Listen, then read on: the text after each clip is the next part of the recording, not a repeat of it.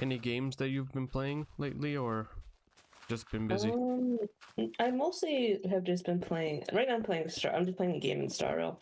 But I was mostly just this week. I was mostly just playing the recent Faker and Order event, which is based off of the There's a collab event going on. I think So I saw the trailer for it or something. Yeah. It's pretty good. The story was very good. I just had to grind a little. It's the only annoying thing is that they're like this one isn't that bad of grindiness, but it's a little. They always end up being a little tedious sometimes. So sometimes I feel like I'm losing my patience. But I'm hoping if I can get through like Saturday, I should be good. It just that right now I'm still technically doing my school. I still have like schoolwork and stuff. So whether like or not, I will prioritize that essentially. Not that I don't want to play games, but I do have to focus on my schoolwork. So I have a presentation on Saturday I have to do. So. In my case, I've just well, I've been working every evening. Whenever yeah, exactly. Whenever I get the job for it, I've been working the evenings. Yeah.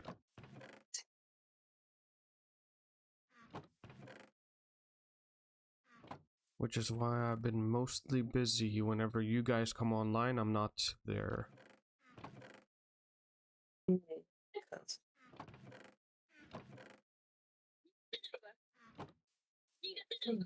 Because usually, do you usually work in the do you usually tend to work late at night, or are you just like tired? I still come online around like I don't know how what time it is at your time, but it's still I come online still around like 10 p.m. Yeah, that's really, yeah. So that's essentially like 4 in the morning, 4 or 5 in the morning for me at least. At least it's probably a little too late even for me to be awake. I mean, I may be awake then, but I usually don't want to be awake right at that moment. It's too like early in the morning. But it's not 4 in the morning. Like 10 p.m., not a.m. As in like. No, 10 p.m. to 4 in the. You have to do +6 or +7 for me. You know, time zone difference. You know. No, but you're ahead of me, so it should be earlier for you. Oh yeah, you're right. Yeah. Sorry, I added the wrong way. So if I subtract by 5 or 4 by 6, right? Should be around 4. Yeah, I'm usually just tired then. That's a different issue. It's essentially near the end of the workday then, so I just don't really want to be online much. I'm hoping by once I finish my schoolwork, I could do a bit more, but I haven't gotten around to it yet. Let's see, so 10 p.m. would be about 10 p.m. would be about like 3 o'clock in the afternoon for you. 3 or 4 o'clock in the afternoon, basically. Yeah.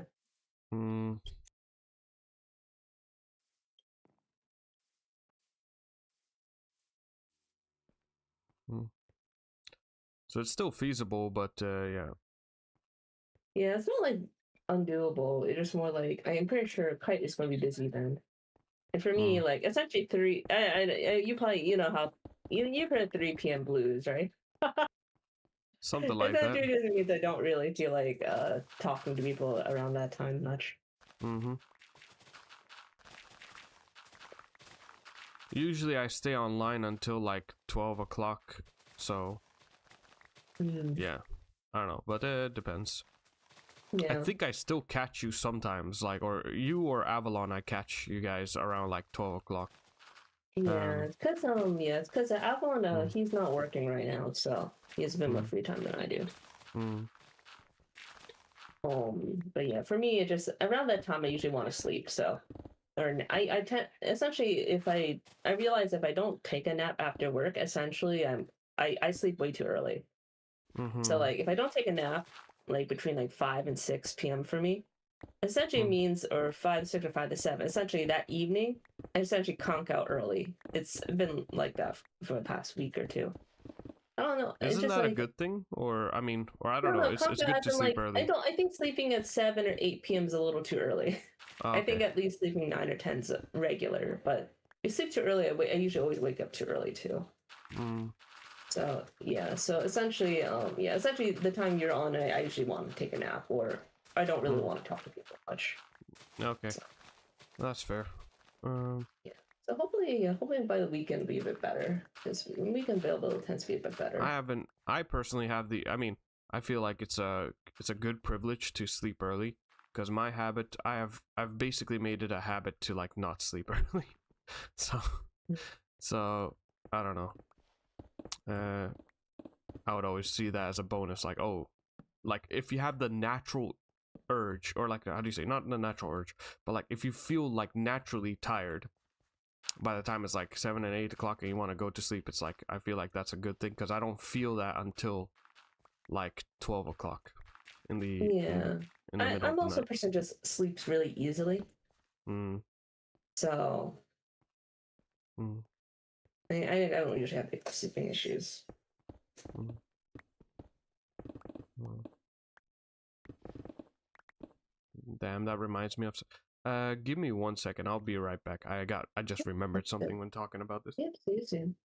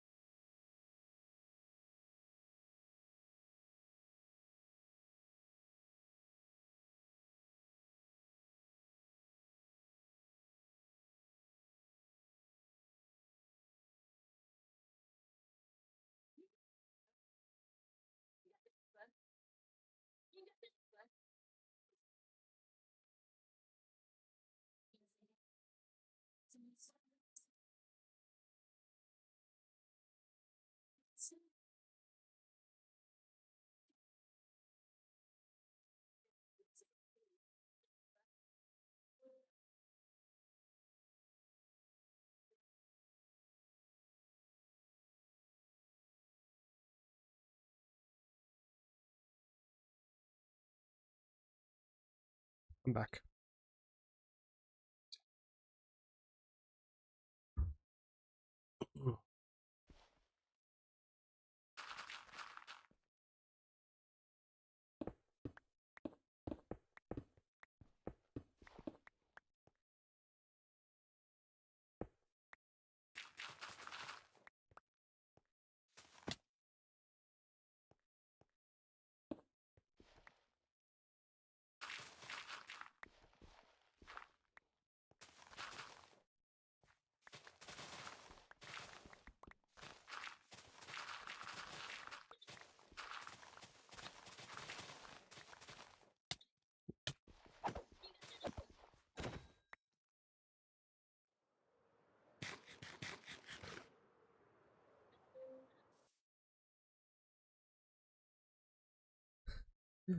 uh,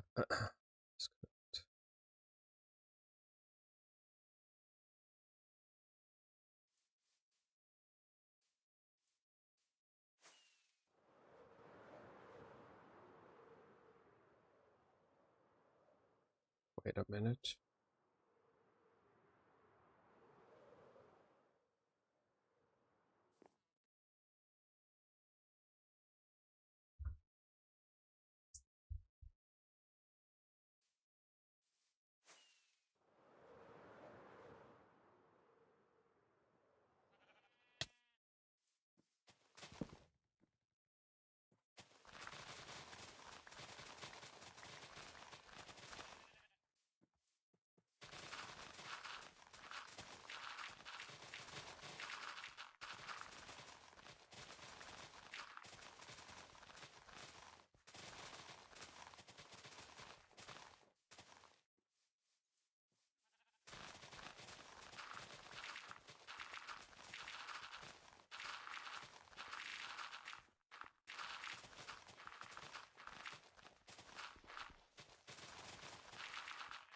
Have you heard of maybe you've caught Avalon, like he's playing Cobblemon or Cobbleverse in Minecraft?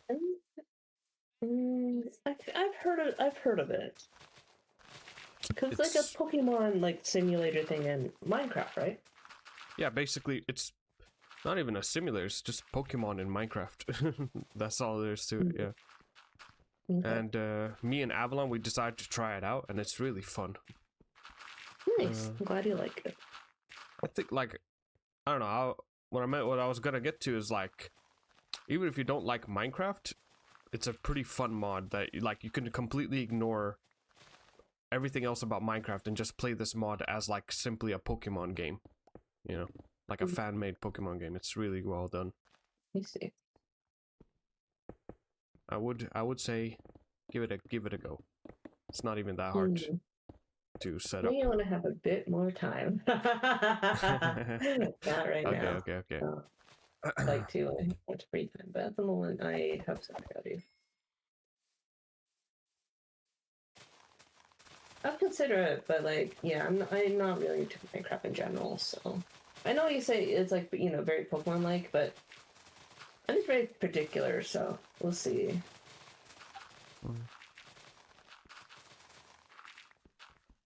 Listen, even if you like, even the visuals of the mod makes the game look much nicer as well, which I really like. Makes it feel more like, oh, it feels more like this could have been a potential Pokemon game that could exist, because it has like a similar kind of Pokemon art style. Give me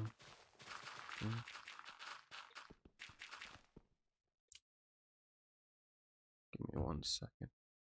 I just...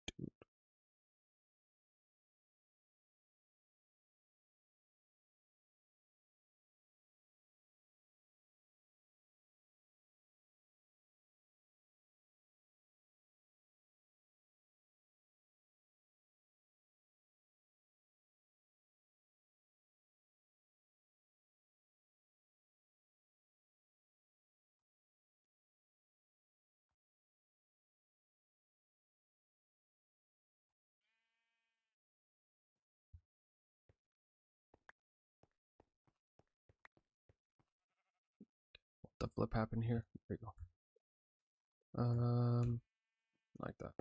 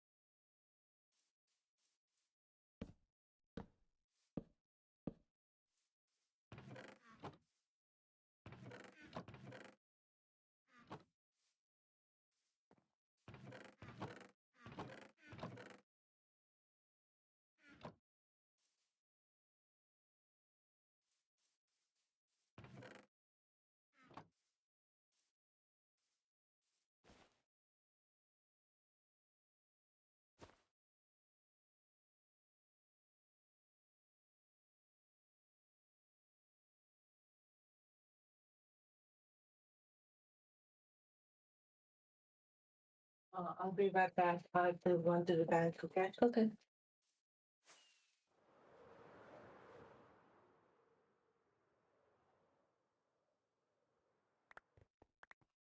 My goodness. Right now, well, I think I've been jumping between different games, but still playing a lot of Minecraft. And I'm basically partaking in a huge project in the world. Like a building project? Yeah, a huge building, because I mean, like, unless if you have mods, there isn't much to do after you like beat the main boss of the game and gain like there's not much of an end game. Like no extra stuff. You just you beat the dragon and you get the elytra that can allow you to fly around and everything. And after that, there's not much to do. So the next thing to do is to the next thing to do is to like try and build something. Usually that gives more of a purpose, like, okay, why am I digging out dirt and mining these stones? It's because I want to build something here, or I want to gather resources. It's like, it's a nice way of giving purpose to your world after you've completed the game. Makes sense. Yeah. Of course, mods, there are a lot of mods that make it better. Like if you want to focus more on the adventure aspects and doing quests, there's a lot of mods that do that. But I'm keeping this a little bit more vanilla, and I think there is joy and fun to be had in trying to build something, and then looking back on what you built and like marveling at it. To be fair though, this is the first time I'm trying to build something this ambitious. My general idea is that I want to, well, first thing, there was like this huge mountain near my base, but I'm planning to, I'm planning to like build a tower. So I wanted to remove the mountain and kind of build a tower, and then I'll kind of fill the area around it, to make it, I don't know, we'll see what I do, but general idea is I want to build a huge tower that you could like see from the distance. Yeah. Also, who wrote? Oh, where? Shu Ebad. Hello, Ebad Mateen. Shu. Just gonna write Shu. There.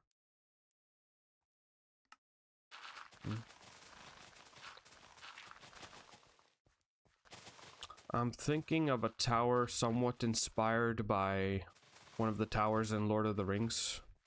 Either Isengard or was it Tower of Mordor? Something like that. We'll see.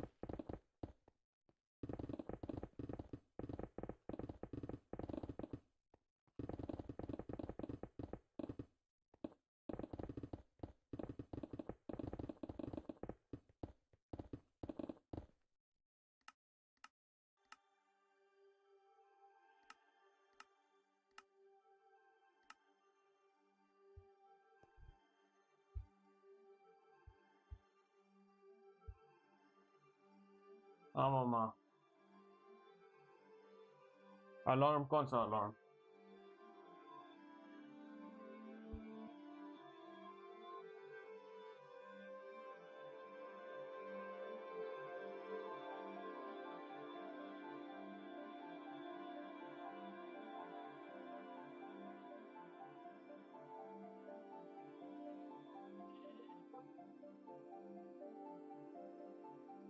Seems good, seems good, seems good, seems good, seems good, seems good.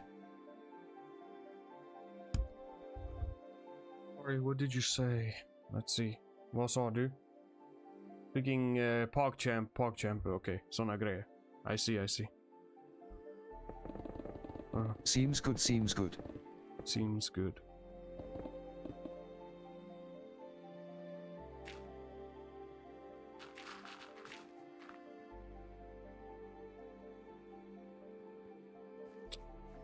Jag vet inte om du hörde Bad Bye, men min plan är...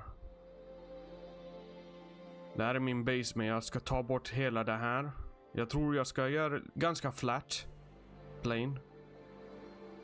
Så jag ska bygga en torn någonstans som går hela vägen uppåt. Ja, därför jag tror jag tar bort det här mountain. Basically. Ja, det är vad jag gör. Ja.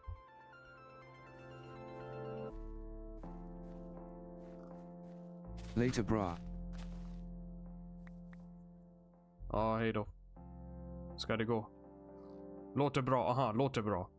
Aha. Aha.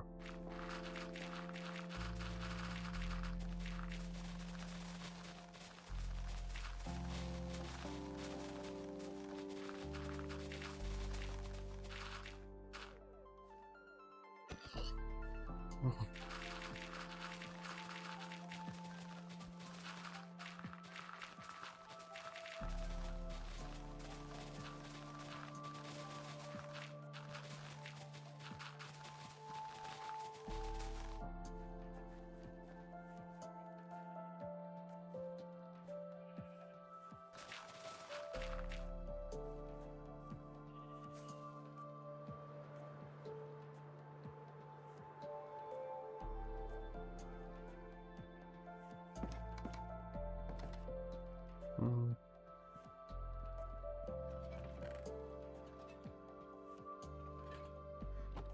Mm.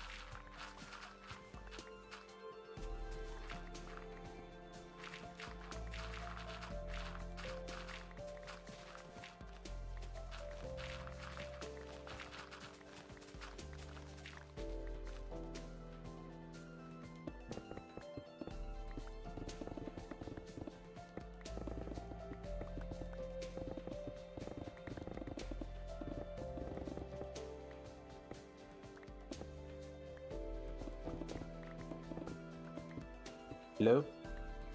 Oh, what's up? Not much, man. How's it going? I'm good.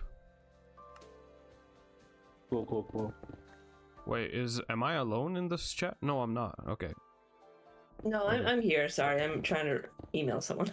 No, I was locked in as well, so I was very quiet. Fair play. What are you playing? You could check YouTube to see what I'm playing. Maybe I don't want it. Maybe I just want you to tell me. It's like, yeah, fine. I'll I mean, I'm playing Minecraft. I just wanted to promote my YouTube channel. Fair enough. Like and subscribe, guys. Hey, man.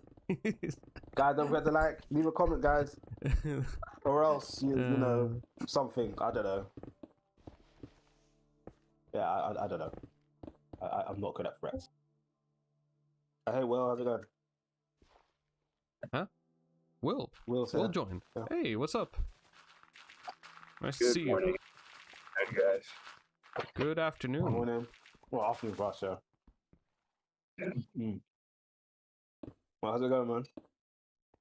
Doing all right. Got another 20 or so minutes before I get to work, so I just wanted to hop in and say hello. Ah, man, I appreciate it, man. Yeah, shopping. I just came back from shopping, made some food, eating. I'm just chilling. What food did you make, Nate? Actually, I made the same food I showed the other day. The different food. Guess it's curry and rice. Chicken curry and rice. It's alright. It's good actually. I quite like it. Yeah, so what I'm gonna do now is I'm gonna keep making that until you get annoyed of it. Yeah, and then I'll be like, please make bean and toasts again. I missed Yeah. that. That's the plan. Mhm. That's the plan. What else? Hold up.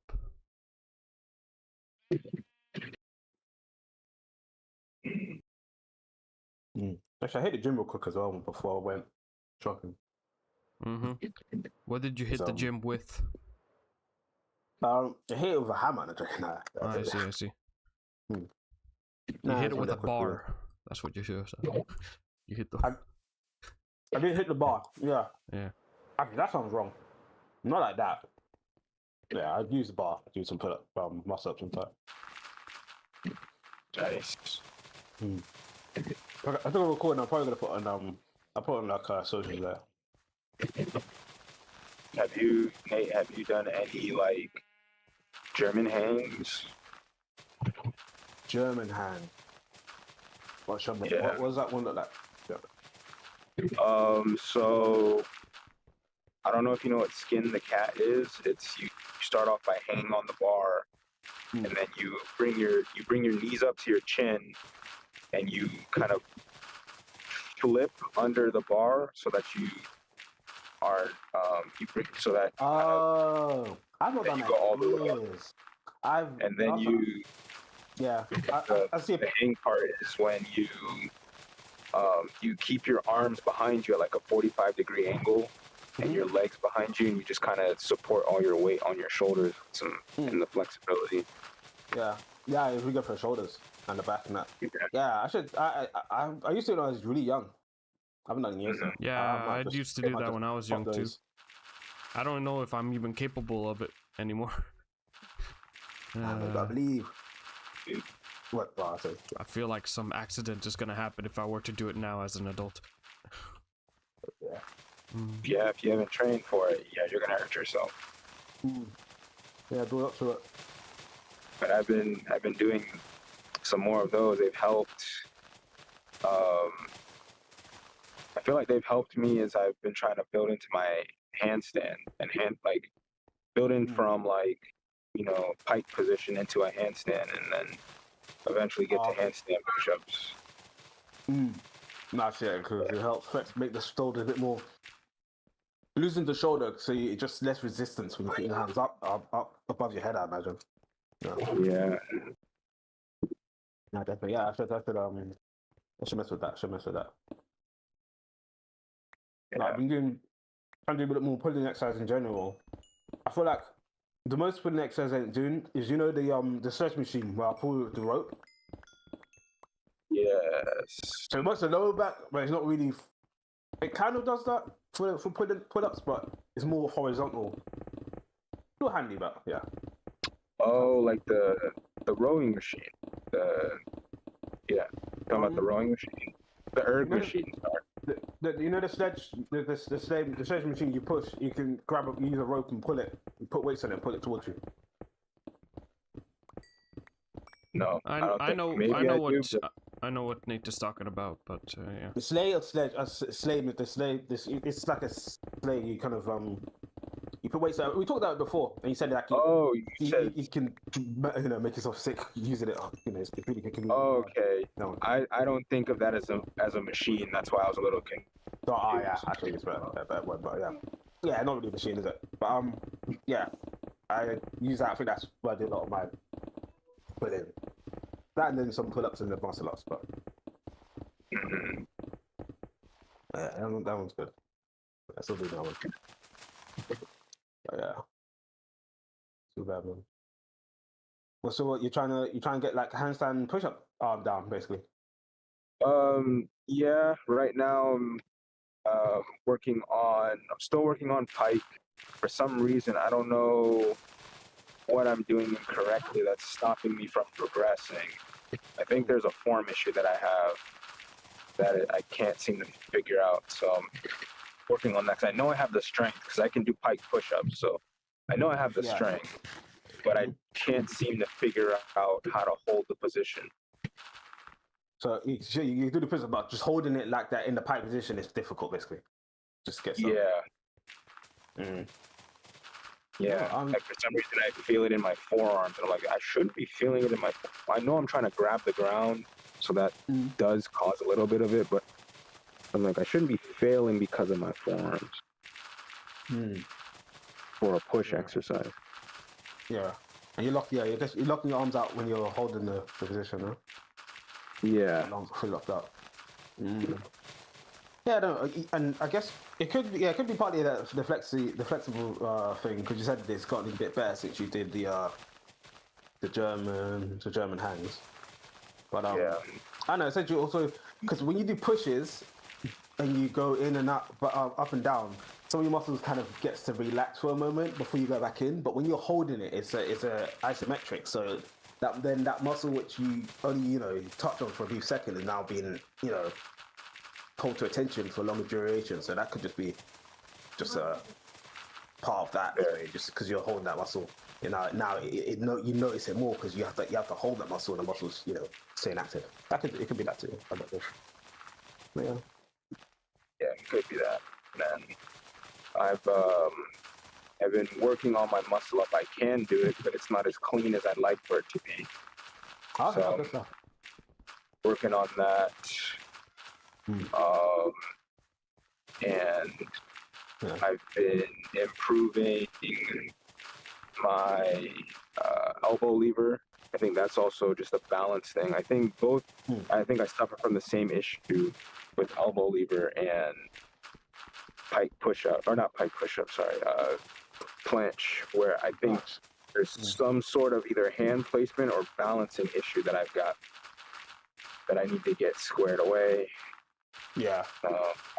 Pistol squat is always there still. I can do that. Oh, nice. Yeah, I was. Yeah, I was like, I've done elbow lever, but I've not like looked at perfect way to do it necessarily. So I just kind of when I lean up, just kind of lean my elbows on my side, and just kind of tuck it in to hold myself still. But where you position your hand, which one's better?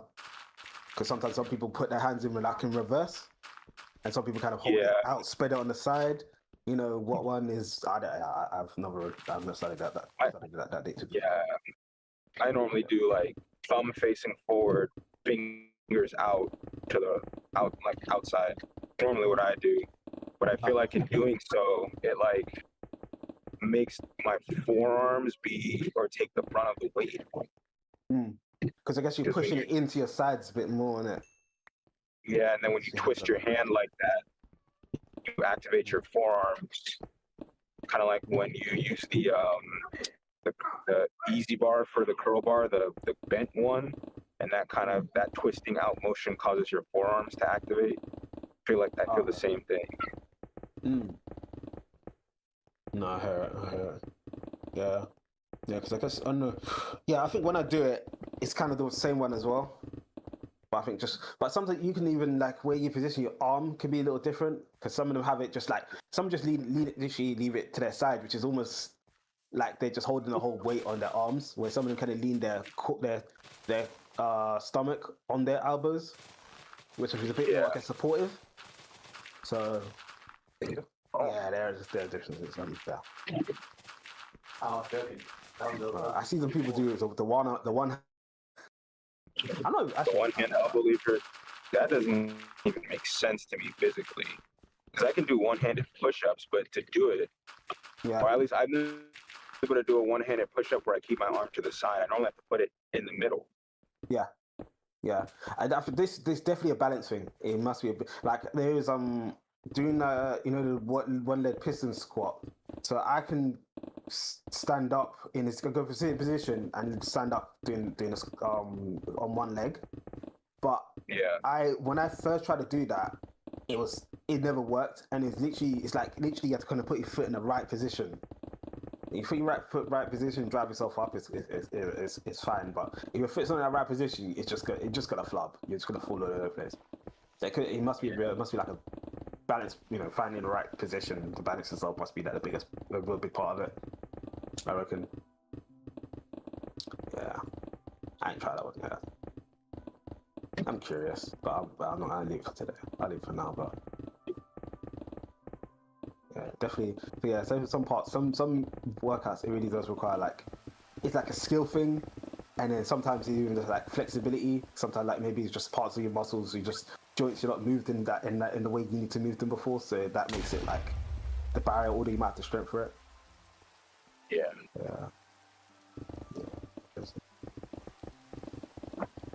Yeah. What else? I don't know. From beyond that, I'm trying to I don't know. I won't say directly trying to learn the muscle up because I'm kind of able to do it, but I just try and do them, see if I can do them clean as possible, see how much I can do, like in one sitting sometimes. Yeah, I'm gonna try and do a little more handstand and try and keep balance on handstands. We're using like the bars, we call it the stilts. Well, the two handle ones. The name system right now. The parallel bars. Yeah, the parallel bars. Yeah. Yeah, I don't know. Beyond that, because I really just do the stuff to keep us just like as a routine, just keep myself healthy, really. So, but yeah, Yeah, it's fun to do. It's fun to do this stuff. have you thought of getting into plyometrics anytime soon? Plyometrics. No, I don't know. I think right now I'm just kind of. Like I said, most of the stuff to do for myself is just kind of like to keep myself mobile and fit. So, right now, the ones I'm doing, I think it's kind of doing okay. Like the leg, I still do leg workout once a week, and I've reached a point with that where the leg workout is not too. It doesn't tire me out. Like when I first did it, I remember I was talking to you about it. Like that. That did a number on me. I would have to sit down for half an hour, but now I can do that another exercise. It'll be fine. So it's just kind of like, well, that's doing and yeah. So yeah, I don't think right now I'll just kind of maintain. I'll probably maybe focus more on back stuff or more pulling. I think that's maybe one thing I want to get a little knocked out. But other than that, Gotcha. yeah. Well, plyos are full body. It's really just training for power and explosion. Okay. So it's a lot of like jumping, bouncing. Not pushing. Obviously, you're pushing, but throwing. Like you don't. Bit more explosive stuff, basic movements. Yeah, explosives. Opening up your hips to be explosive. Because I know you do martial arts. I don't know if you spar or compete, but it really helps with that because that's where your power comes from. No, true.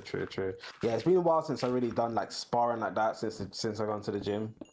But yeah, I would. That's definitely something to consider. To be fair, yeah. Yeah, I'll probably look into some movements I can do with that. I mean, most I do right now, I don't know. Maybe just the muscle up because it's explosive, but I don't know. I'm not sure you count as necessarily plyometrics. I think I did like the I know even recently I think I put it in my Instagram where I was doing a one-legged squat hop, one-legged box hop. Oh. Yeah, I did it before, I've did long distance one as well, but Mhm. I'm gonna put like a video of some of the leg exercises I did later on to like leading towards that. Let me just let me go on my phone so I can grab it. So I put it like the other day. What's it today? Very recently. Give me a sec.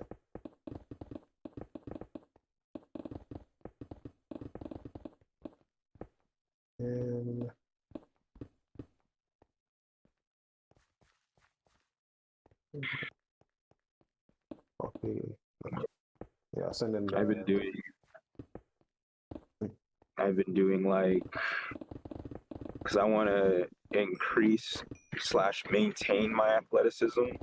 So while I've been doing the calisthenics, I've also been doing a lot of plyo. So a lot of I do a lot of jumping. So like yesterday, I went to the field. I did a lot of like max vertical jumps and then broad jumps, some bounds. You know, because that stuff is really intense on the ankles, and those are really important. So I did a lot of that. I think today I've got a lot of like weighted jumping now, so I've got for example, put like a weight bag on yourself and do the jump. Not necessarily a weight vest, but okay. I'm gonna use. I don't know if you know what a trap bar is. It's like a hexagon bar. Put weights on it. It's like a deadlifting bar, but instead of holding the bar in front of you, you can step inside of it. Oh yeah. I know that one. See, so I've got jumps with that. So I'll put weight on that, and I'll try to jump as high as I can. And then I've got like I put the bar. So I'll do like the Bulgarian. So I'll put like my leg up on one end, and then as I come up with the Bulgarian, I try to push high enough to catch my foot on the bench in front of me. Instead of just normally coming up, it's like coming up with so much power that I can jump off the ground with it, and then support the weight. Really getting powerful in my ankles and stuff, and in my quads. I've got some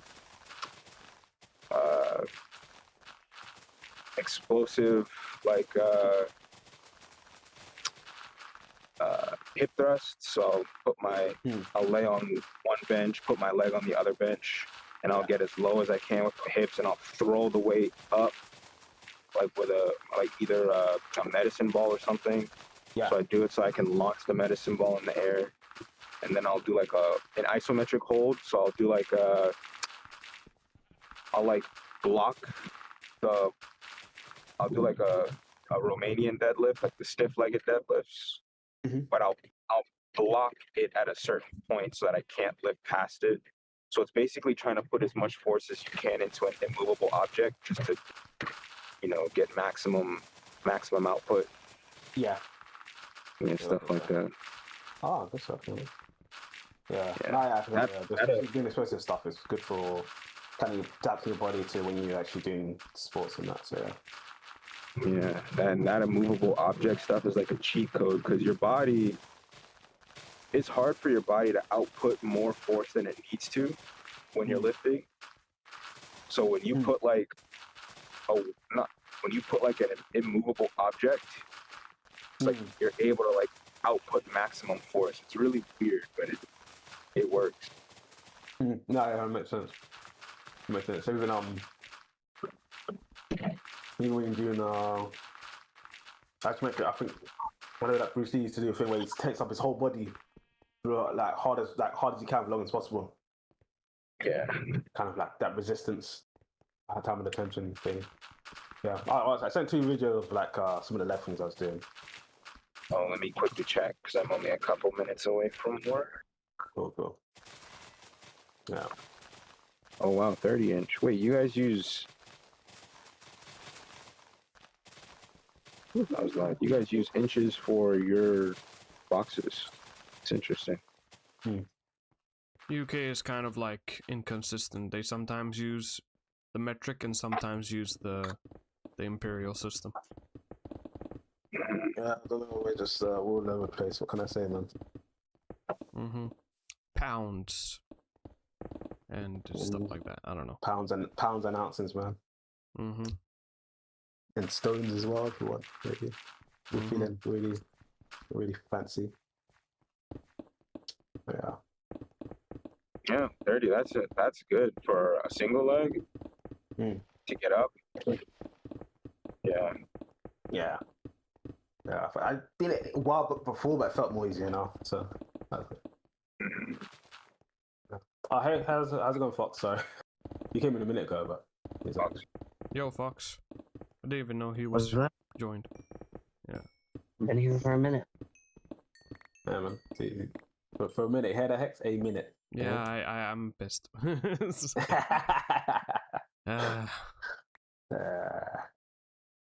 It's always been a minute. I'll give you a minute to calm down. What have you been up to, Fox? It's been a while.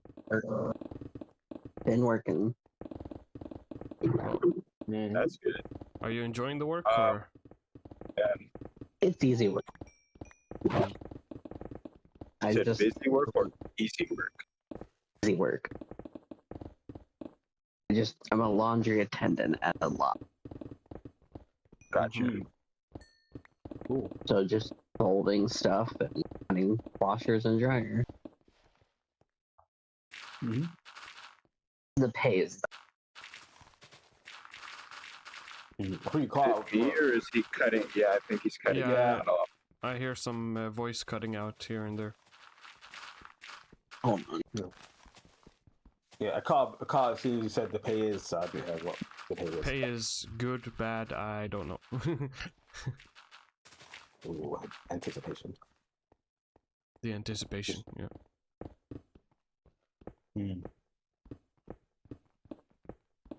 What is sound effects? Is that better? Yes. Not sure. So far. You might have to keep talking. Yeah. Because you sound fine. So- It's just it cuts off sometimes. But yeah, so go on. Just saying that the pay was. Okay, no, that just sounds horrible. Oh no. Is that better? That's okay. Yeah. A little bit better, yeah. Oh yeah. I mean, the work is easy, but the pay is not very good. Gotcha. I see. Gotcha. Makes sense. Yeah. About 14 an hour. That's actually similar to the job that I have right now. It's not a job that I want to stay with, but it's the job that I got. So I have something to, yeah. My pay is also something like 14 an hour. So, yeah, pretty similar. Oh, depends on cost of living. Well, Yeah. that's the thing. Well, I mean, luckily I'm still living with my parents, so don't have to worry about that too much, but I still want a better paying job than what I have right now. Yeah. It's I think we all do. It's more of like a temporary solution, but not something that I want to stick with long term. No, I hear it. I hear it. I know, I really haven't been doing much but working. Oh, okay, yeah. Well, what's it? Have you guys heard of the Avatar movie's been leaked? Yeah. Yeah, I saw Yeah. that. Yeah. Saw somebody posted the entire film on Twitter. Yeah. Yeah. I got it on me. A friend gave me the link. Like, okay, well. But I yeah, think Paramount being stupid with that film, to be honest. Oh no, Paramount's the company, the production, the company. Yeah, I agree. Yeah, They're being really dumb because they're trying to lock it onto their streaming platform, but like nobody uses Paramount Plus. Okay, nobody. Just chuck it in theaters. You'll make more money that way. Yeah. I don't know. I don't know why they're being But so you can't dumb. say nobody uses it because my parents use that. That's That's still crazy. nobody. Anybody above the age of 40 okay, 1 or 2 people, but still, like it just I agree that thing should it should go straight to the cinema. Theaters. I looked at some of it. They're holding it hostage for 6 whole months, man. It's crazy. It's really good, man. It's really good. I still can't believe Demon Slayer is not out on DVD yet. Well, how many more which things is it? season? Infinity Castle movie. That's true. Oh, hey, Is it Lester. on streaming services? Is No. hey, It's not. He's muted right now, but it's fine. But yeah. It's usually it takes like a few months after its theatrical release, right? That one works. Hey, Lester, how's it going? Like 4 to 5 Hi. months. I said Hey, what's my up? audio was my microphone was failing, so I swapped it. Cool. But yeah. It takes a while because I think it's because at least I'm not sure about streaming, but anything involved in like physical media just needs production time. So Oh, I guess it just ended its theatrical run this month. yeah, so it needs time to Yeah, I didn't realize it's been in theaters so long. because I mean I know. like if you follow like any anime film, it usually takes a few months after the theatrical release ends. Like for example, Legend of Chainsaw Fate- Man came out.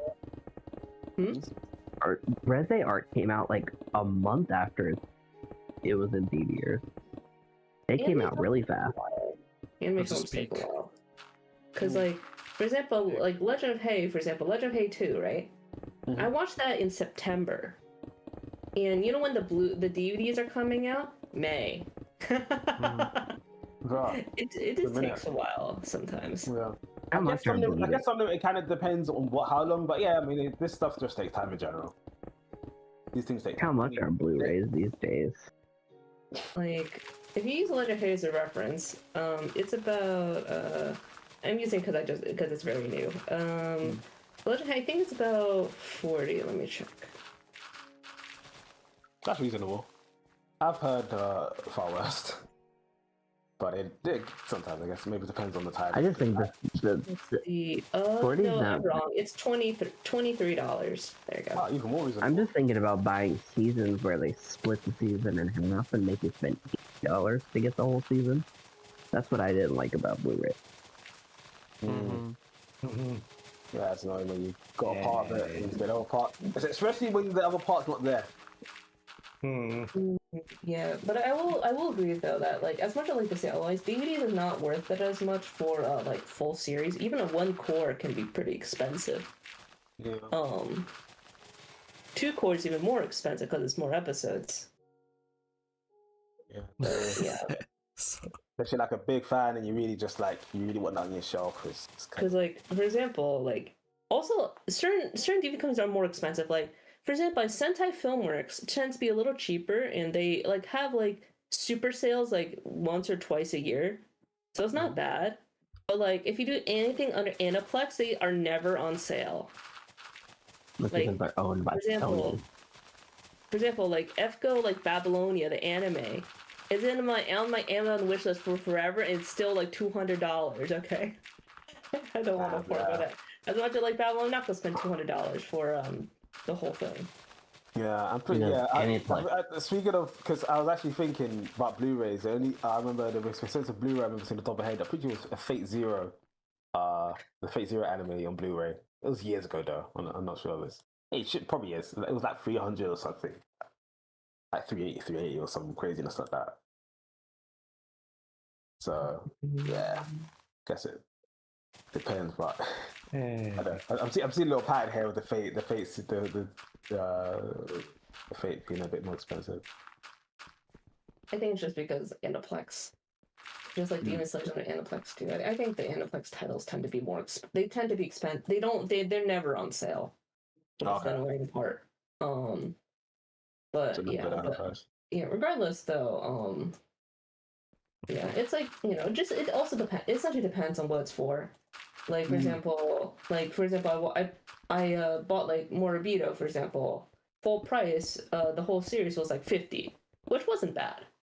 But when they brought down the sale, it was like maybe $20. Yeah. But as mentioned, that's like only because they always do sales to try to get rid of inventory. Yeah, So, yeah, pretty much. Like the last, last sweep. Where's Wild? What have you been up to, Lester? How are you doing? Not much. Just been writing. Been doing some media stuff and been playing a lot of games. And I've got work tomorrow, so I'm just enjoying my last few days. Well, my last day. Also, I've had doctor because of my back. Luckily, it wasn't that serious. It was just like a knot. And Oh, I see. what else? Yeah, that's about it. Oh, cool. I see that you're like, yeah, you're about to, or you reached Septimont in Wuthering Waves. Yeah, I've done the first arc of it. I haven't played it in a while because I've been playing other games like Ghost of Yotei, which I'm enjoying mostly because I just like geeking out about the history behind the setting. Because I love Japanese history, and particularly that period's interesting because it's set at the beginning of the Edo period, and the island this time is Izo, or what is now Monday Hokkaido. So just like me, sort of speculating, like the settlers that are here probably because they're fleeing what's going on in the south. The animosity of the south, and the main antagonist building essentially his own clan to be sort of independent from the Tokugawa shogunate in the south, and then you're there to basically kill him. I thought it was the Yotei 6 that you're supposed to kill, or whatever. Yeah, that's who you're going to kill. Oh, okay. Specifically the leader, Saito, who I found like very interesting because he, when he was sort of introduced in a flashback, he mentioned Nagashino, which is a really, it's one of the most important battles in Japanese history because it led to the death of the Takeda clan. And it was the first battle to see the mass use of gunpowder weapons. And I'm sort of speculating that Saito's clan was part of the Takeda, because he said of how much his clan lost. His clan was destroyed after Nagashino, which meant he was on the. I'm speculating that he was on the Takeda side in that battle. Because in that battle, the Takeda lost practically all of their samurai. Well, most of their samurai, and it led to the essential destruction of the clan. So yeah, it's like fun sort of speculating the history, and it does sort of it's like the first game. It lets you like live that samurai fantasy.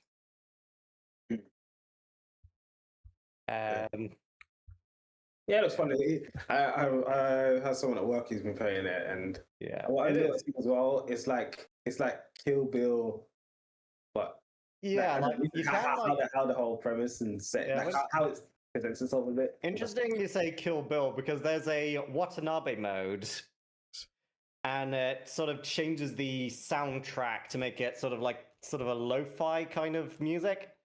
That gives off very strong Samurai Shampoo vibes. So that's cool. Yeah, it's definitely a game I'd recommend to anyone with a PlayStation. My PlayStation, especially if you like Japanese Japanese history. I've been thinking about picking up Pragmata. Oh yeah, I'm considering it too. I like weird games. I heard it's really good. Yeah, because I sort of miss that era, that sort of 360 era where the PS3 360 era where sort of like you had a lot of like experimentations, which you don't really get now. Yeah, they got much of that, isn't it? Shame.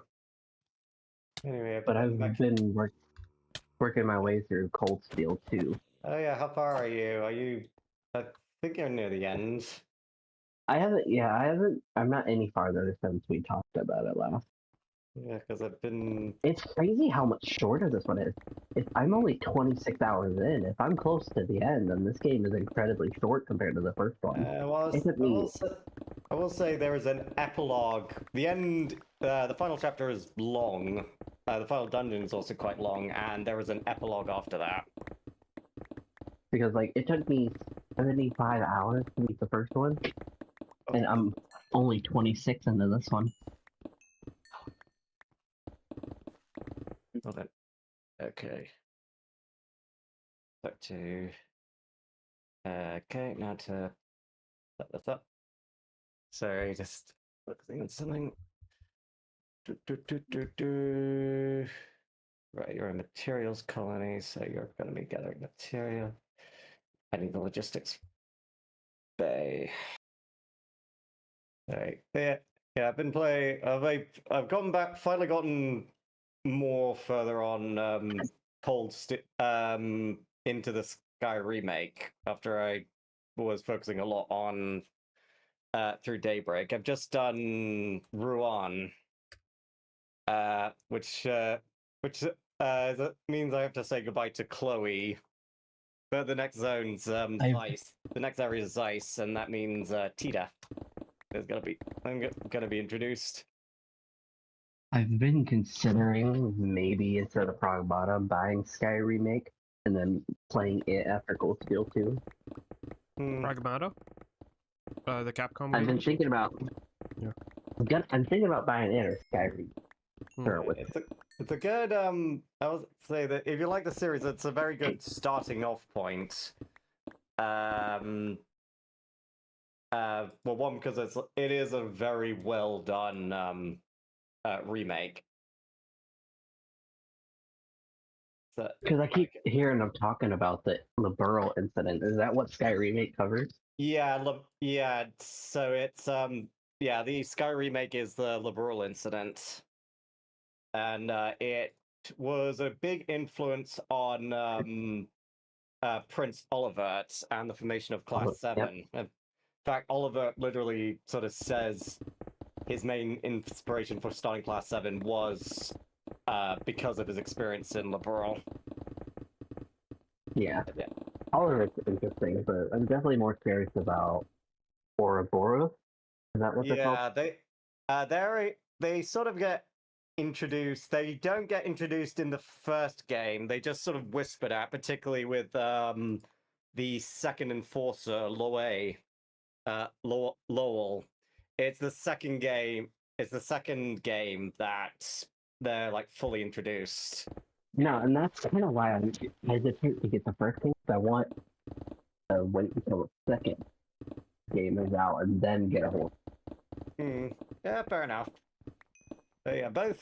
But alternatively, you can also play the original games, which I still argue holds up, but definitely the superiority. The remake is definitely the superior version. Because it also uses a lot of does something that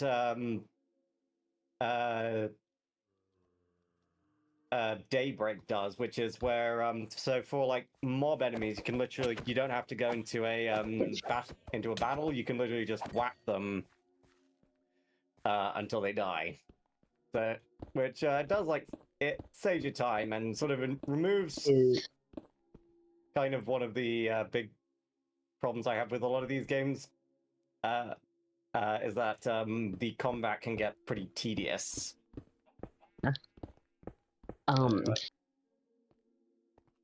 Is Daybreak is that in Calvert.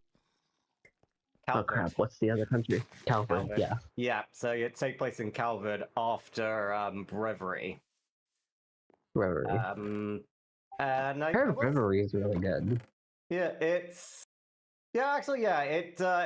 finishes off the Crossbell arc and, in my view, also redeems Cold Steel. Because there's some things that happen in Steel 3 that I'm gonna be honest. really don't like. I'm thoroughly enjoying Cold Steel more because of it has English voices. Yeah, like it's the first game that has English voices. It gets better as it goes on. So I'd say like now the English voice acting's also now pretty good. Daybreak also, and Daybreak's you can sort of play it now. Like you will lose a bit of context. But I'd argue it is a very good game on its own, and story on its own merits. I've come to like love Arkwright Solutions. They're a very, very lovable bunch. In fact, I actually prefer them more than to the SSS, which is definitely saying something because I love how much I love the SSS in the original game. I'm thinking about back to the art, and honestly, I think I'm more into hello? than the SSS. Sorry, I didn't hear you. I said like, instead of like I said, I'm more into Class 7 than the Cross SS. Fair enough. I'm not a big fan of them, mostly because of they just seem weaker compared to the SSS, and especially compared to Arkwright Solutions. But yeah, isn't Class 7 like younger than the SSS? I'd like. Yeah, yeah, they are younger. Well, they're literally school children. Right. But I also prefer like the next party, that you in the third game. I won't spoil it, but you'll definitely like you definitely like some of these people.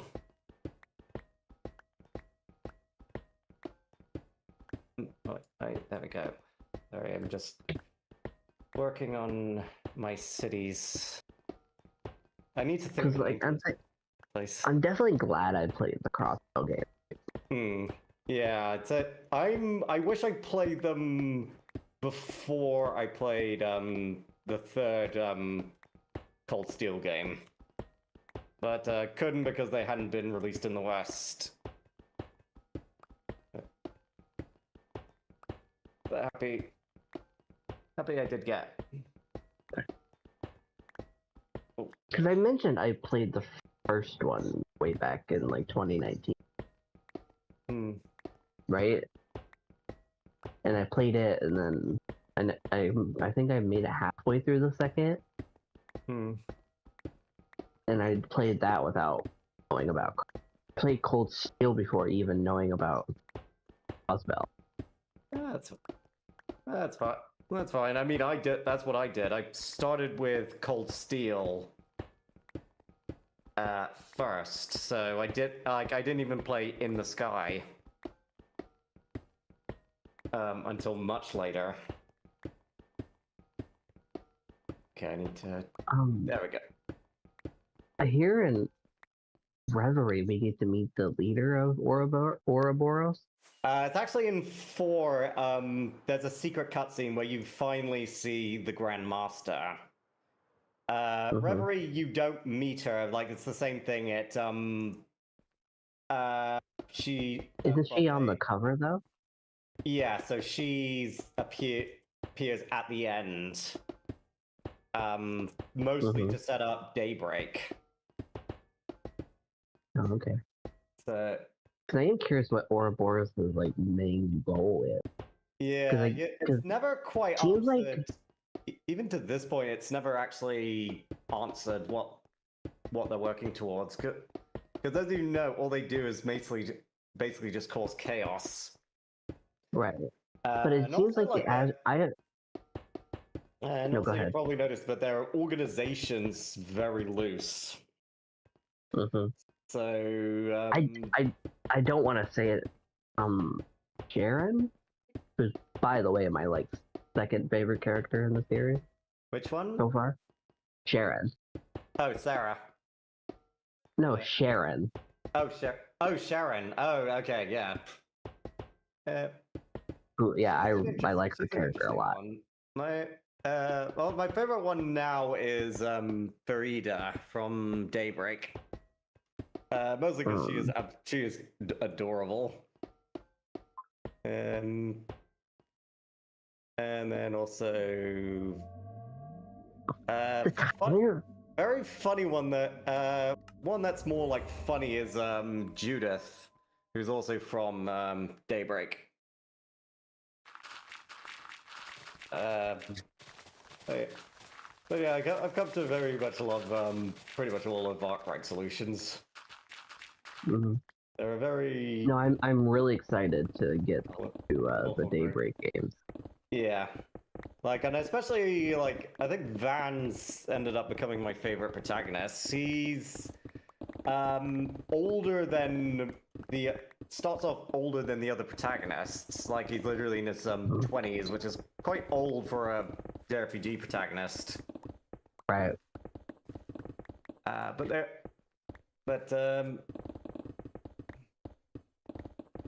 He definitely sort of comes through in a lot of ways. So, Ouroboros is. I was thinking about this, and I didn't want to spoil, but I was trying to figure out who. So they said the numbers don't matter for strength. Yeah, with their enforcers, the numbers don't matter. It's just coincidental that McBurn is the strongest, and also coincidentally, the second strongest is also ranked second. Louis from the Sky. But yeah, so can numbers. Anybody even stop McBurn? To this point, no. Like, you can fight him off, but no, he's very powerful. I've also heard, I did some research and I heard Rain gets. I'll say you'll find out, but to this point, I'm sure he hasn't actually been beaten. The only one I can think of a few people that could beat him. One of them being Kasim from Daybreak. Possibly Shizune. And I'm also fairly certain Cassius Bright. Is it Cassius or Cassius? I don't know. Cassius. I think it's... Either way, it doesn't matter. I know who you're talking.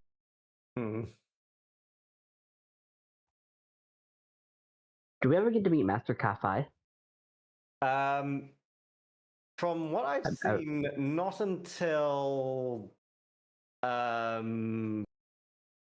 the recent game, Trails Beyond the Horizon. Oh, okay. So you don't see. So no, you won't see him in Cold Steel. Will be mentioned a lot. Oh, he's already been mentioned a ton. You won't see him in these games. It's cold. Get warmer. So I guess for the guys side, who would be like McBurn level? Is there anybody on his level? Let me think. Probably. I'm just curious about how the power scaling works. Probably Principal Van Dyke. Oh, Principal Van Dyke or Aurelia, who's in the Noble Alliance. Probably. Oh, one of those she's two. the general on the Noble Alliance side, right? Yeah. So Aurelia Le Guin, right? Yeah, Aurelia Le Guin. Because she is also ridiculous. She is ridiculously strong, as you probably gathered. What about Laura's dad? I heard he's pretty strong too, isn't he? I won't comment. Okay, fair enough. I'll just say you will see those two fight. I'll just leave it at that. Fair enough. I've just been curious about how the power scale, Darn it. not power scaling, but the power works. So you get. It's very hard to get a judge because like S7 took off. I think where I am now, I've sort of got a ceiling of like the general power scaling. So it's a question of like who goes where. Okay, but I can start expanding. Sorry, I'm just going to city management mode for a bit. So yeah, you're playing Frostpunk? Yep. Yeah. I am so far built a city that hasn't, because they've done an update where factions have more. Yeah, there's like exactly. You can choose more variety of like factions. I think there's even you can even be like a centralist faction, which wasn't there before. Yeah. And yeah, no, I have to come around to playing Frostpunk. I have the first game, not the second. I want to play the second, but yeah, I mean, you can look at like my screen. You can see what it is. I know. I've seen gameplay of the second game, and it looks so fun. But I want to kind of play the first game as well and get I want to like compare and contrast the two games. Basically, I'd say this game is more my prefer because you really do make a city. More like a city management, yeah. Yeah, but literally. Yeah, I am interested in the whole moral aspect of the first game because I've heard it's very notorious for like how morally ambiguous it gets. Yeah, there's more. You have to make very tough decisions in the first game. Yeah. Second game as well, but it's much more sort of faceless, grander scale because the population's massive. Mm-hmm. Like my population of what I've called Calberth is 28,991 and 919. So I have a very big population. But yeah, you have to keep on top of everything, particularly cold, because that's still a big. So, anyway. Are the only two games that Nihon Falcon made is and Trails, right? No, they've made a few other games. There's another Legend of the Heroes game which isn't actually connected to the rest of the games. Nayuta, right? Yeah, so from what I know, that isn't connected to the other games. I've played East 8 and 9. Been beaten. I've only played. Well, I played 8 and 9 as well. I did not like 9's story at all. 8 though, I really enjoyed. Like, especially from after playing Cold Steel and the Legend series, it's nice to have like one that's just like a very, very sort of centered on an adventure. Yeah, because I know I'm a bit curious about the 10th because they released it twice. Mm-hmm. Yeah. East 10. There's like 2 different versions. Yeah, they've recently re-released a few of the older ones as well. But yeah, I haven't tried the 10th game. Because I think they pulled an Atlas where they released a version and then released a better version later. I think that's so. I haven't kept up to date with that series because I'm not that interested in it. I'm not as because 9 put me off a little bit.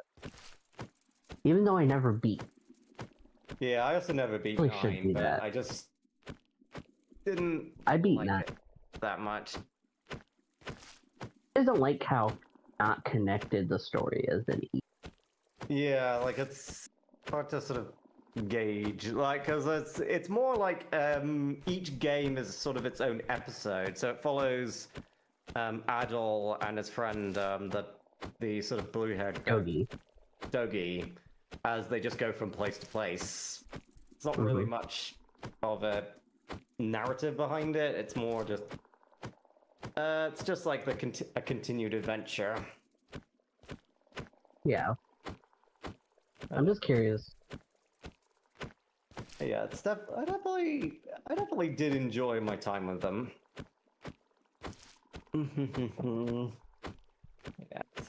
Yeah. Yeah, they're easy. They're an easy. The Y games are an easy recommendation for me. Which, in all fairness, I recommend games very easily. So. Let's see, alcohol. 0 alcohol.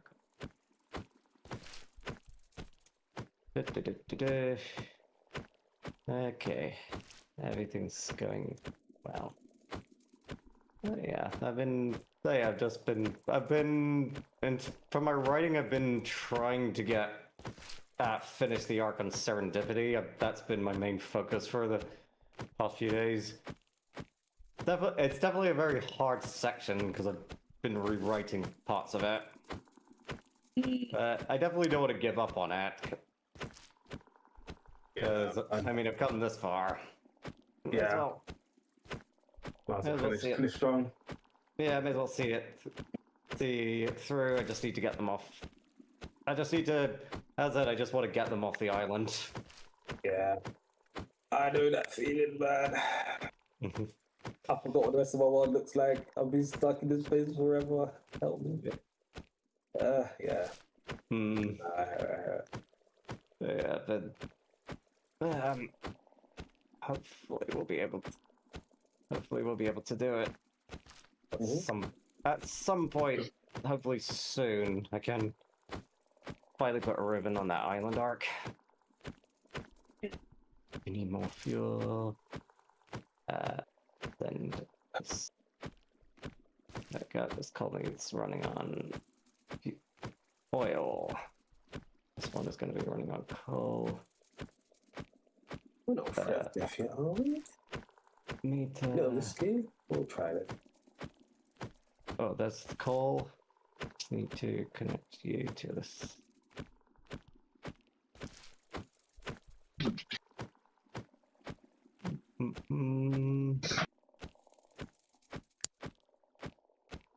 There we go.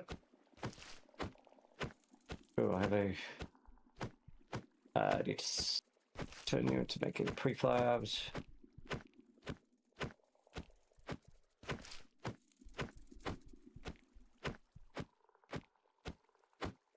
There we go. Now I'm out of money.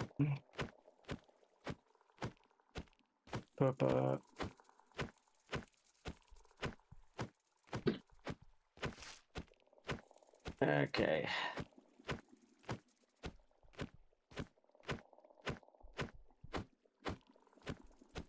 There we go.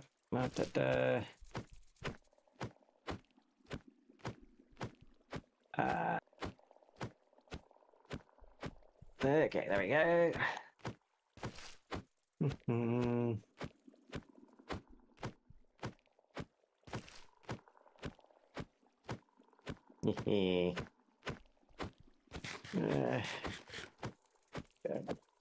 I must have been. Yeah, I've been, yeah, here and there for a few days.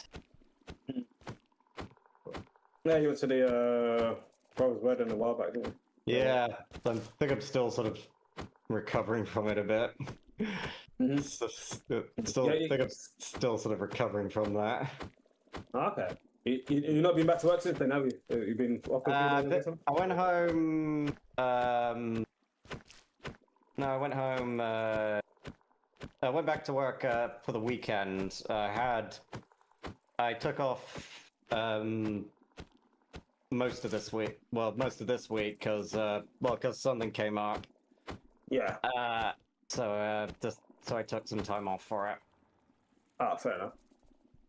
But yeah, now that that's dealt with, and I've seen someone about my back, all good. Good stuff. Yep, just... This was not worth the risk. There we go. Have a... Please be enough. Man... Okay, connect this.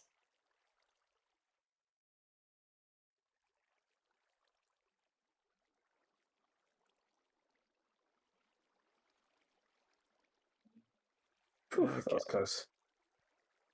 Yeah, and I've just been. Has there been any like other decent JRPGs that have come out in a while? Like there hasn't been. What's it by decent? Do you mean like the story? Yeah. I guess something. I guess. Yeah. I mean, not. I mean, I wouldn't say it's old. I mean, I wouldn't say it's new. In fact, it's fairly old. But if you haven't, I'd recommend .hack GU. You know what's interesting? I mean, excuse it. If you want to, Kite's though the person to talk about that franchise though. Yeah, I think Kite's like the one of the most prolific JRPG guys. Yeah, you want recommendations? Kite's definitely a guy. Well, I bought a game like a long time ago. Is it the original? And I don't know. Is it the original games? ./GU last recode. Ah, yeah, that's the one I was talking about. Yeah, I actually own that game. Yeah, that one I recommend. I think. Oh, sorry, keep going. I don't know. I'm dead. Okay, yeah, I think I played some of Recode as well, and I didn't finish it because I think I got stuck somewhere and I didn't know what to do. But I guess if I could think of a good JRPG, I think there hasn't been too many haven't been that many releases yet, but there's some that's coming out later this year which may be interesting, like The Adventures of Elliot, and then there's this one which I'm not remembering the name of off the top of my head. It's like Cornedelia or something. I think those two I know are definitely upcoming JRPGs. I haven't heard of this. The Adventures of Elliot? Yeah, that it hasn't come out yet, but it'll come out like soon. It's like I think in June or August. I'm not. Alright, I think I'm gonna end the stream here for now. And I'll probably continue it later because I have to go. Alright. Let's end this here. See ya, bye bye.